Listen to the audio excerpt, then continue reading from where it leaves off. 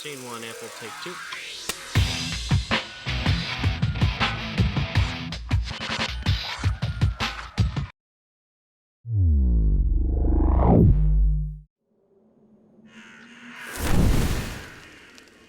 And originally when we started on the film, we had this grand plan of going out and finding locations where we could bring trains and put the actors on top of the trains and shoot everything that we wanted to shoot. But as we got deeper into it, realized that no matter, even if we were able to do that, we were going to have to modify the environments anyway because we had to stick the other train in, and the animatic that we were working from was very specific about where the trains had to be relative to each other and how fast they had to be going, and to get all those factors perfect out while you're shooting was basically impossible. So we knew we were going to have to do a lot of environment work. We did everything from traditional 2.5D matte work to the hybrid to the full CG. We did deserts, we did all those types of things. The work got even more difficult and more broad because we also ended up having to shoot more blue screens than we thought we were going to need to, partially because of getting actors on top of moving trains is dangerous, and really getting their performance right was very important to Gore. So we ended up shooting more things on top of blue screens on static trains, which meant that we had to go and generate, even more CG environments.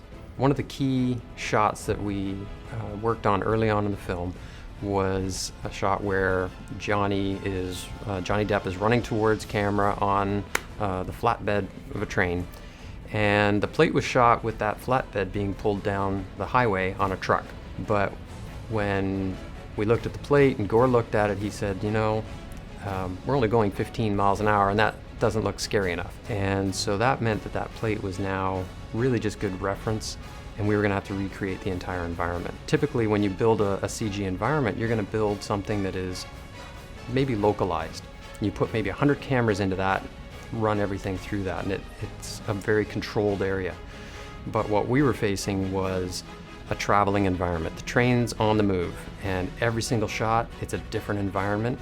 And so on the fly, each artist is having to create a brand new environment that syncs up to the shots before and after, or the plates that are coming in that intercut, and it has to work seamlessly and it has to be efficient. There's quite a few shots where we have, say, half the frame where we tried to get it in camera, and then we're splitting in the other side of the frame to put the other train and modify the mountains and add trees and things like that. One of the mandates that Gore gave us was, he said, we want to take people on a real ride, a real adventure, so make it bigger, make it bolder, and yet you're still needing to be photoreal, completely convincing.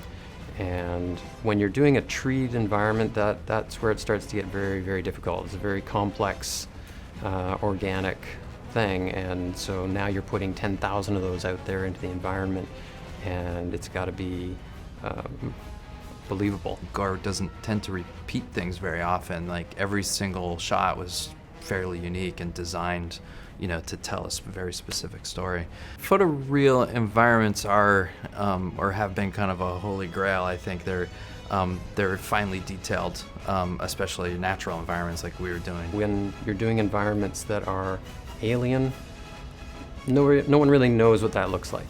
And yet, when you drive home every night, you see, trees, mountains, whatever, and we're all very familiar with them. And if it doesn't look right, it's gonna stick out like a sore thumb. One of the things we did find out too is that having moving trees in there really helps the detail level as well, and it's something that a lot of people tend to avoid because it seems like it's going to be hard to do. We knew that we'd have trees coming really close to the train. It just helps improve the illusion of speed, and that means those trees have to react to the train that's whipping past. Or we want to see some just ambient wind movement, and your eye sees that and you start to register it, and it doesn't look like a painting anymore. So what we did was we picked select moments, because when it's moving quickly, you don't even perceive that sometimes. Layout would have to go in, especially for the static shots, and they're the ones that establish where in the environment we are and how fast we're moving.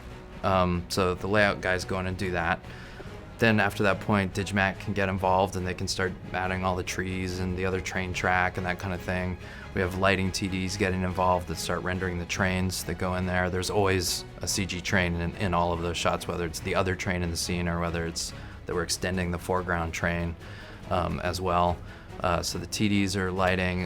The effects guys were involved in every shot because every single train had to have smoke coming out of it.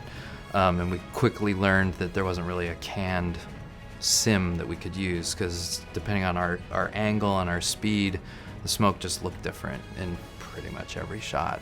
The compositors were doing quite a bit of color correction and depth hazing and adding smoke elements into the environment to give it some atmosphere and things like that to really kind of tie everything together. Creature dev would get in and sometimes do sims or help, get the trains on the tracks, or, they were really the ones responsible for rigging the trains. So we pretty much would hit every single department for all of those shots. We probably had about 6 major geographic changes, and then ultimately we finished with the train going off the blown up bridge at the end. So, spoiler.